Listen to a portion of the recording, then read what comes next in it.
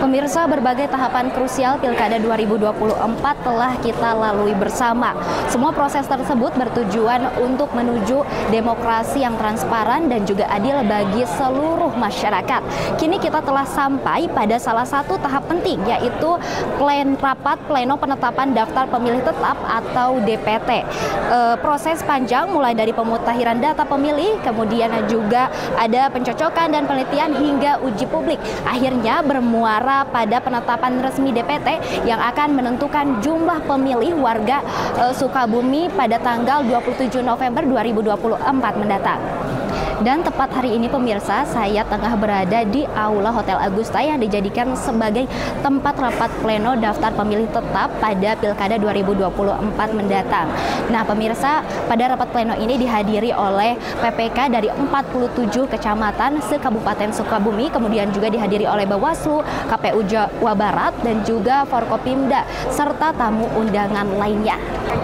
Dalam rapat pleno ini, pihak KPU telah menetapkan jumlah pemilih yang terdaftar resmi yang akan memilih kepala daerah mendatang.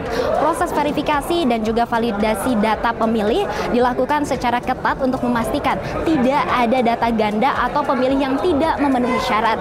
Di sela-sela rapat, beberapa peserta pleno memberikan tanggapan terkait penetapan ini. Mereka mengatakan bahwa pentingnya akurasi DPT sebagai kunci kesuksesan pilkada yang bersih dan juga demokratis.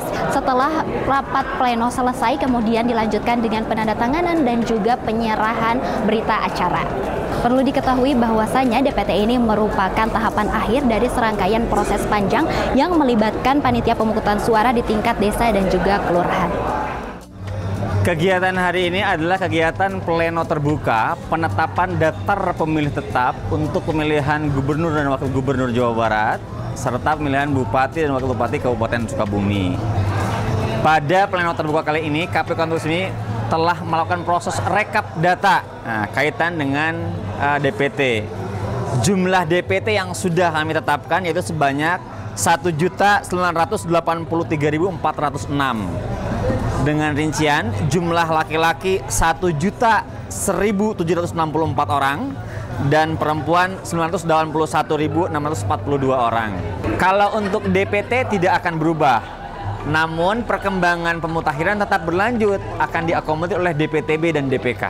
Ada masukan yang pertama dari teman-teman Bawaslu kaitan dengan pengujian saran perbaikan Bawaslu, apakah KPU sudah menindaklanjuti atau belum. Faktanya hasil proses pengujian sudah ditindaklanjuti. Juga saran perbaikan dari tim pasangan calon, apresiasi dari Disduk dan lembaga yang lainnya. Kalau di Divisi Rendatin, setelah DPT ini akan melakukan proses pelayanan terhadap DPTB, orang yang pindah memilih. Kepada warga masyarakat dipastikan melakukan proses pengecekan cek DPT online, apakah sudah terdaftar dalam DPT atau belum. Yang selanjutnya adalah pastikan datang ke TPS pada tanggal 27 November untuk memenuhi hak memilih gubernur, wakil gubernur, bupati, dan wakil bupati. Pemirsa, tahapan ini menjadi kunci kelancaran pemilihan mendatang karena dengan data yang valid serta akurat memastikan bahwasanya suara kita dapat terlindungi secara pasti. Dari Aula Rapat Pleno KPU Kabupaten Sukabumi, Pirgi Putri, Yoga Pratama, Tim Liputan MGS TV melaporkan.